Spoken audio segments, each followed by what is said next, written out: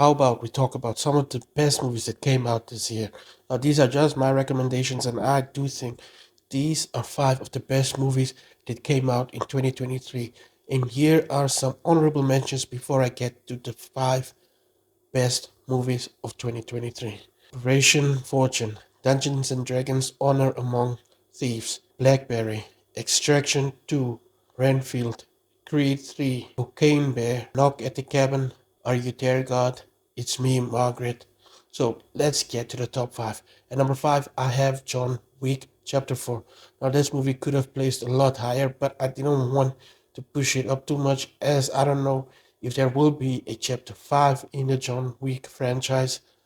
But this movie just it's just one of the best action movies I've seen in years. Every single scene is filled with perfect stunt choreography and coordination. So well done to all the stunt people who worked on this movie.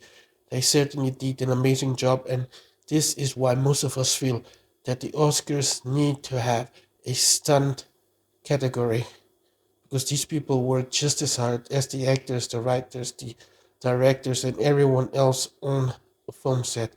So yes, John Wick Chapter 4 is a definite must watch. If you haven't seen it yet, then go check it out. I think it's available for streaming and you can actually own it now. And number four, I have the Super Mario Bros. Movie.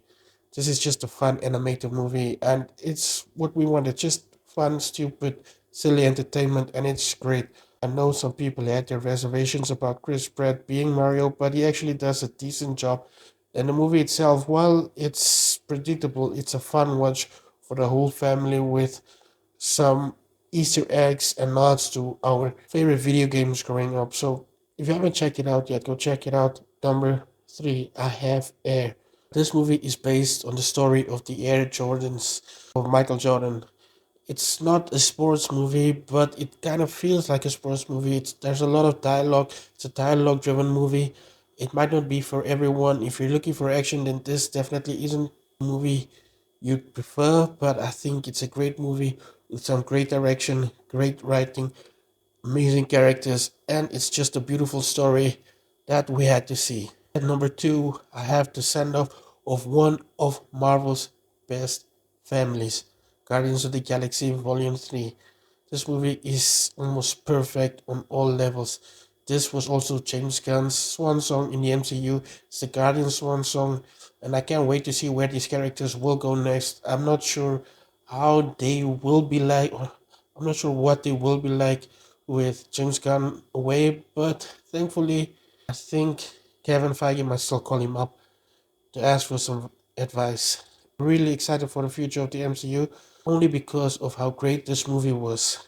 It showed that the MCU still has amazing stories to tell with amazing characters, and they have a special place in my heart. Guardians of the Galaxy Volume 1 was one of my favorite MCU movies, and it will always be one of my top 10 MCU or even Marvel movies, period.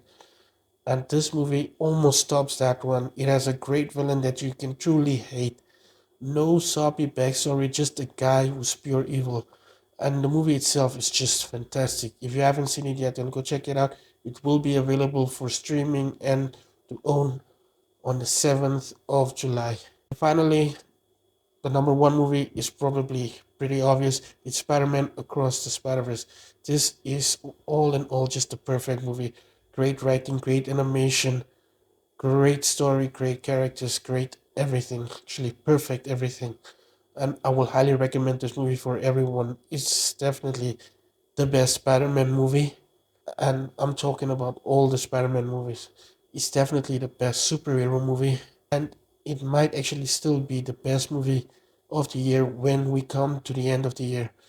Go check out Spider-Man Across the Spider-Verse. It's still in theaters and have to see it on the big screen. It makes everything worth it. So let me know what kind of list you guys want me to do next. Yeah, as you guys can see, I'm wearing my Comic Con Cape Town shirt because Comic Con Africa is coming up in a few months and I will be doing a video on that later this month.